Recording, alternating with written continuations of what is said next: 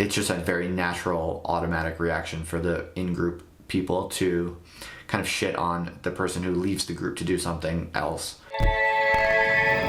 So I got an email this morning from a young chap who just graduated from university, graduated from Harvard, I think he said, and he's on a little bit of a road trip with his buddy, and he said they're passing through Albuquerque today, and they wanted to buy me a drink. So I said, of course, sure. I love meeting people from the internet. So I have to go meet them in about an hour, and with their permission, maybe I'll bring the camera and record, see what they're like. I don't know, see if we have, I don't know. When you're trying to do a video every day, it gets pretty hard to come up with content every single day. So you have to just kind of carry the camera around. Today, I spent most of today working on the podcast scheduling routine. I have this system for my podcast, which in my internal notes, I'm like documenting all of my systems. I call it the pod flow because I think about everything as a system, or I try to anyway. And so to run a podcast, it's essentially a series of steps that you repeat over and over again, from identifying potential guests, to emailing them, to invite them, to following up with them, to getting it scheduled, to actually conducting it, to editing it, and then to uploading it in the proper places in the proper sequence. So what I do is I have this all written down, and I have it on an index card. I also have it on an Airtable, which is like a fancy type of spreadsheet app, which you might have heard of. And I look at it as like a Kanban board. You know, it's like multiple columns, and you have a particular item, and as it passes through stages, you put it into different columns, moving from left to right.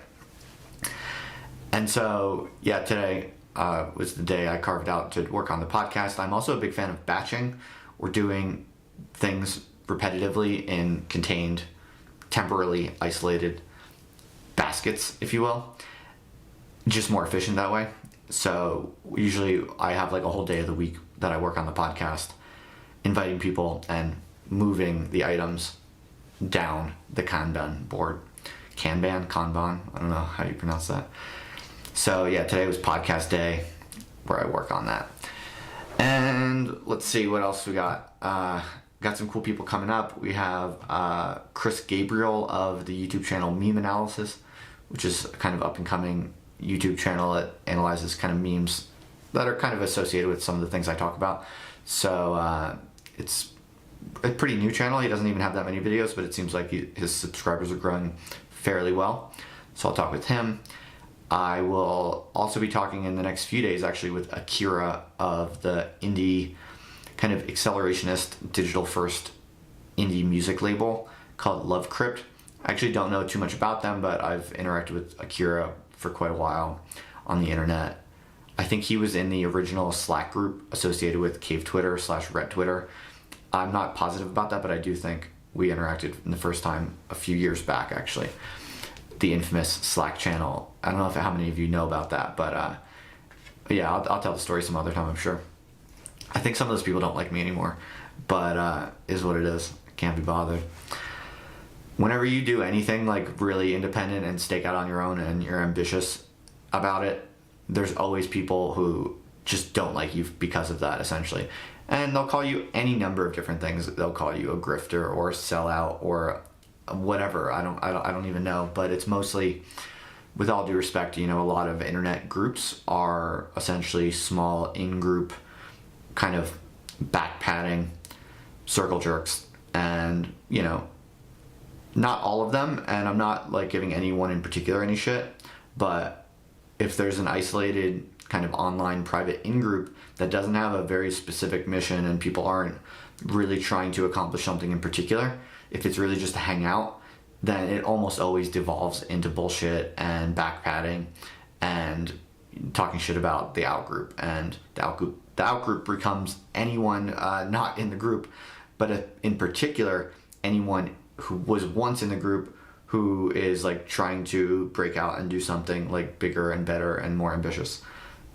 People just hate that, and it's always been the case. I mean, this is actually a deeply evolved, long-standing kind of evolutionary thing.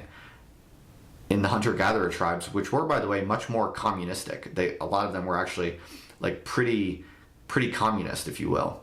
The downside of that is that anytime one person wants to kind of step out and above and beyond and do something like really interesting or epic or unique or bigger than what everyone else is doing, well, there are strong evolutionary pressures to cut their heads off. Think about it. The band survives because no one person is allowed to leave all the others, right? If everyone can just kind of pursue their own self-interest and develop their own unique projects and ambitions, then the group isn't going to be able to survive. The people aren't going to be able to take care of each other. So the plus side is that they tend to be more communistic, which is cool, but they're also more brutally repressive, and they need to be to make the communism work.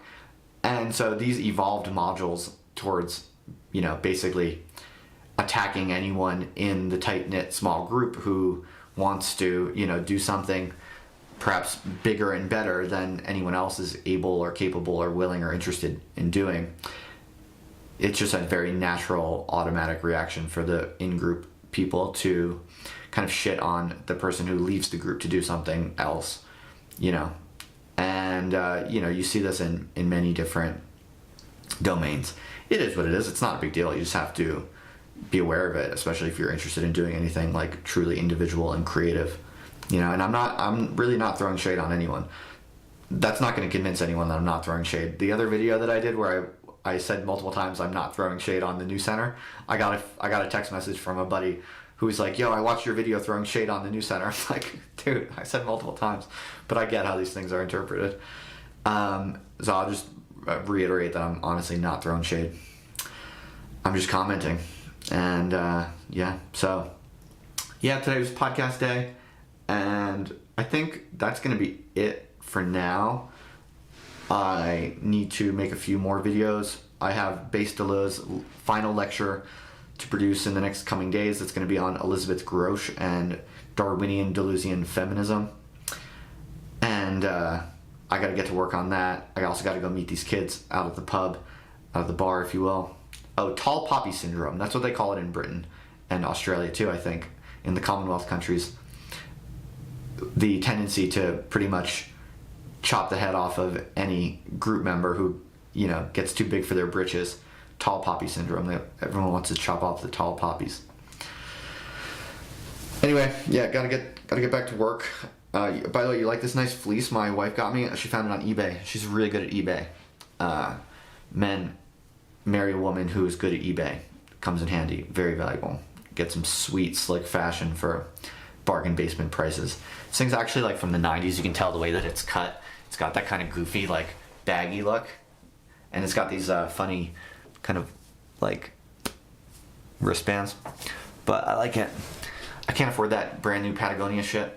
By the way, do you notice I'm kind of like transitioning my my style a little bit now that I'm getting older? I can't dress like the black clad anarchist crust punk with like skin tight black pants anymore. It's just not my thing anymore. Can't pull it off, and it's just not me really. So I'm not like going hardcore onto the like tech entrepreneur Patagonia like fleece, but I'm gonna I noticed that I have been introducing that kind of aesthetic a little bit more into my look. I think I'm going for like a combo of the kind of sports goth black sweats gear plus the kind of like tech entrepreneur Columbia Patagonia look, and also the kind of like weird incel, extremely online recluse.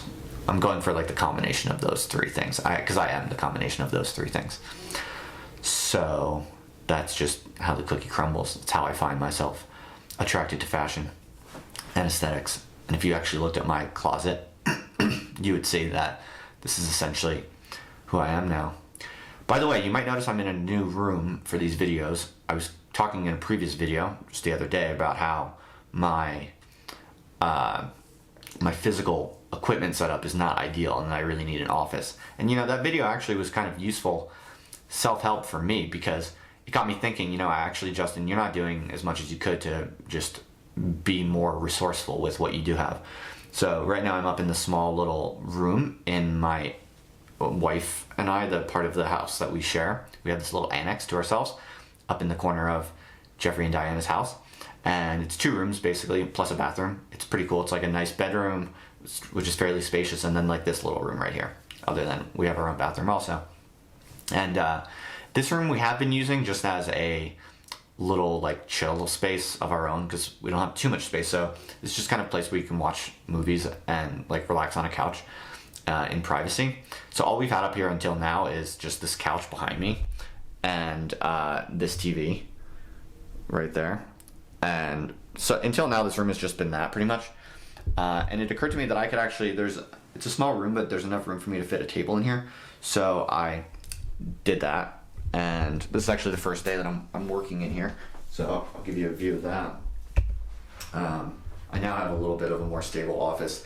The main office is, or the main kind of like studio space is downstairs in the basement, where we have a whole kind of podcast set up and for live streams and all of that. But for everyday work that doesn't require like a lot of technology, I'm going to start trying to work out of here. Like I worked on the podcast all day from here and it worked pretty fine. By the way, do you want to see I got the author copy. This is just for the first draft of the paperback for Base Delos. I'm going to show you a copy. But it's not available yet. And I have to make a few tweaks to it. But this is just like the proof that when you make your own paperback on Amazon, you can have Amazon send you a proof, which is just a copy of what it's going to look like. But they put this little bar across the top that says not for resale. So it looks ugly in some sense because it only costs like $3 to have them ship it to you, but they don't want you selling it. So it doesn't look very cool, but you can get a sense for where it's all going. Here you go. I'll show you. Ta-da! I think it's pretty cool. I like it. But here, I'll show you the back.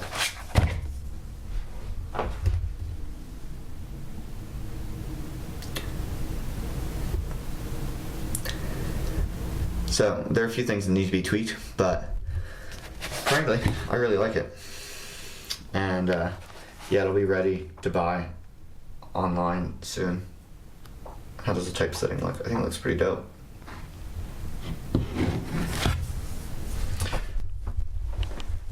Alright, so that's enough for today.